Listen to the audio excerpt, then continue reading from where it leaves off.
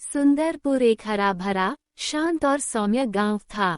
चारों ओर खेतों की हरियाली, हवा में मिट्टी की सोंधी महक और लोगों के चेहरों पर सादगी थी।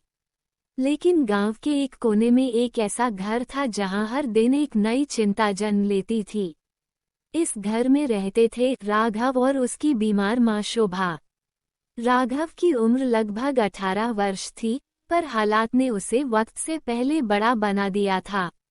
उसकी मां सालों से बीमार थी, बुखार, कमजोरी और अब चलने में भी कठिनाई। गांव में कोई अच्छा वैद्य नहीं था और शहर का इलाज बहुत महंगा था। राघव हर सुबह सूरज उगने से पहले उठता, पास के खेतों में मजदूरी करता, दोपहर में जंगल से लकड़ियां काटकर लाता और शाम को चूल्हे के पास बैठकर अपनी मां की सेवा करता। एक दिन उसकी मां ने बड़ी थकी हुई आवाज में कहा, बेटा, लगता है मेरा समय अब पूरा हो गया है। राघव की आंखें भर आईं, पर उसने मुस्कुराते हुए जवाब दिया, नहीं अम्मा, जब तक मैं हूँ कुछ नहीं होगा। मैं तुम्हें ठीक करके रहूंगा। उस रात जब सब सो रहे थे, राघव गांव के बूढ़े बाबा से मिलने गया।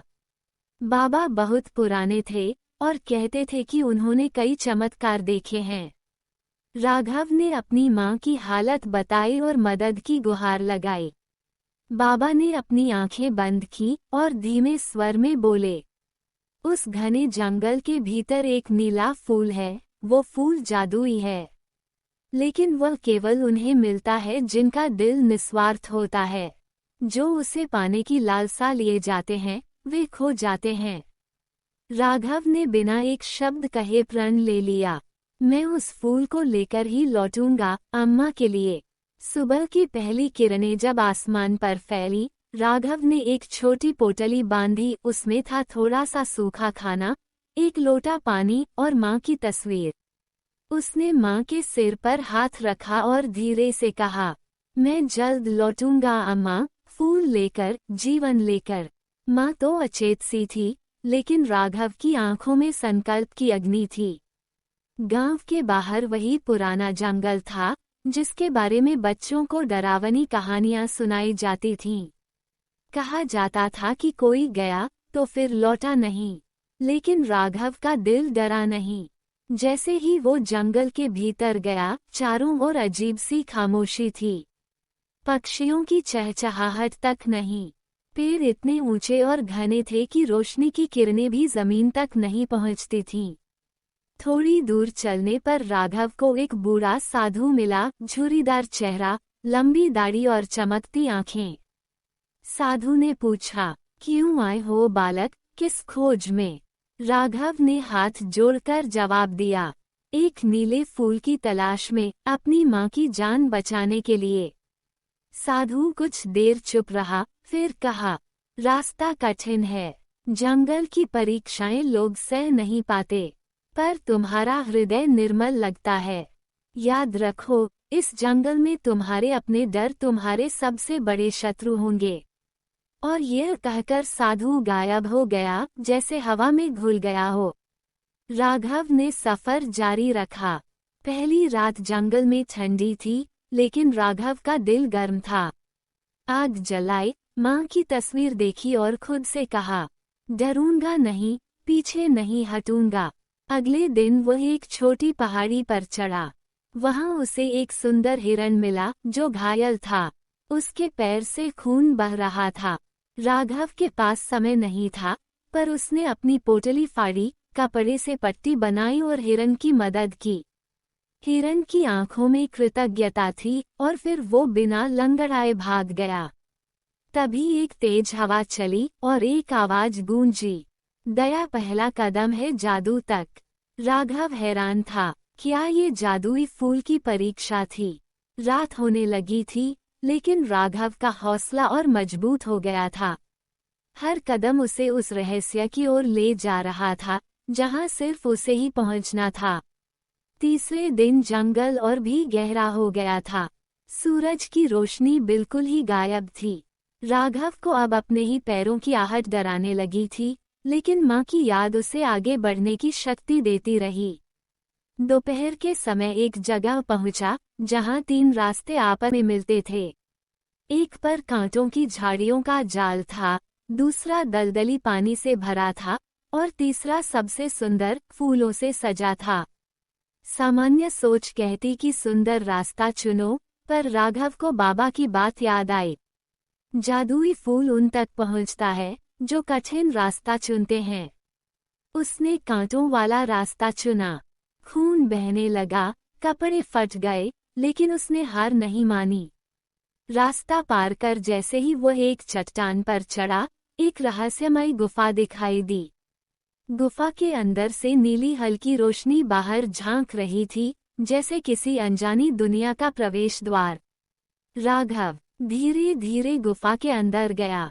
अंदर वातावरण एकदम शांत था, लेकिन उसमें एक गूंज थी, तुम्हारा अंतिम इम्तिहान अब शुरू होता है। जैसे ही उसने गुफा के अंदर कदम रखा, उसे अपनी माँ की आवाज सुनाई दी। राघव, मुझे बचा लो, मेरा दम घुट रहा है। राघव दौड़ा, लेकिन गुफा गोल गोल घूमती चली गई।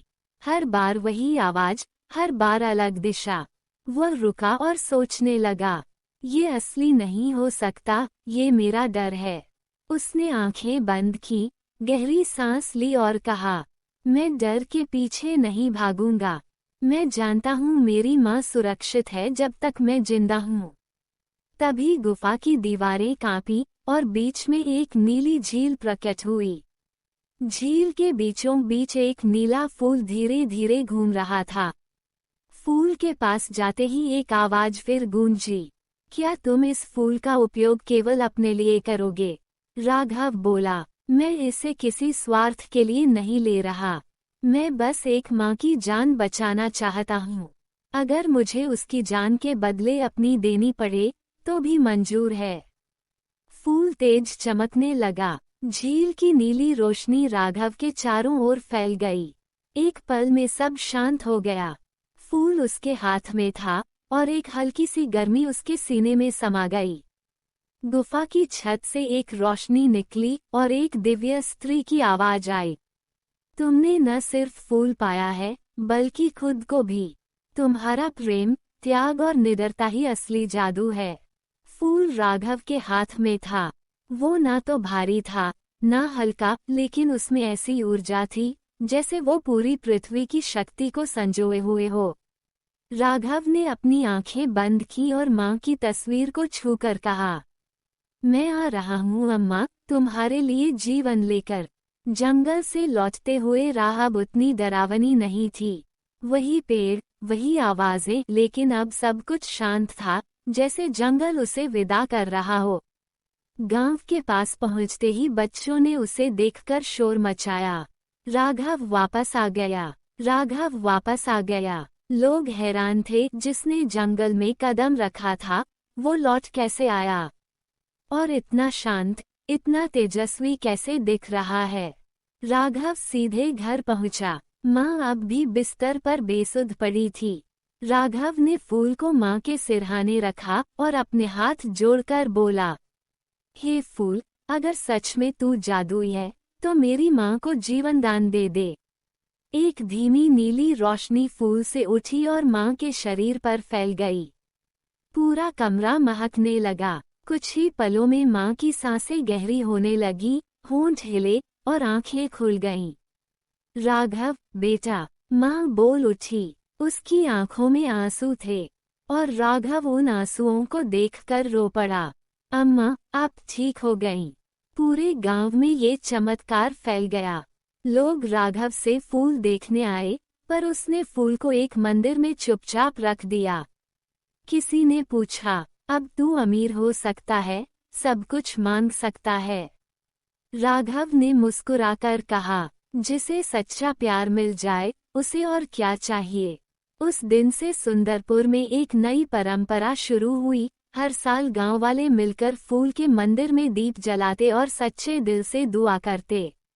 लेकिन किसी ने भी उस फूल को फिर से छूने की कोशिश नहीं की, क्योंकि अब सब जानते थे, जादू फूल में नहीं होता, वो तो सच्चे प्रेम, त्याग और विश्वास में होता है।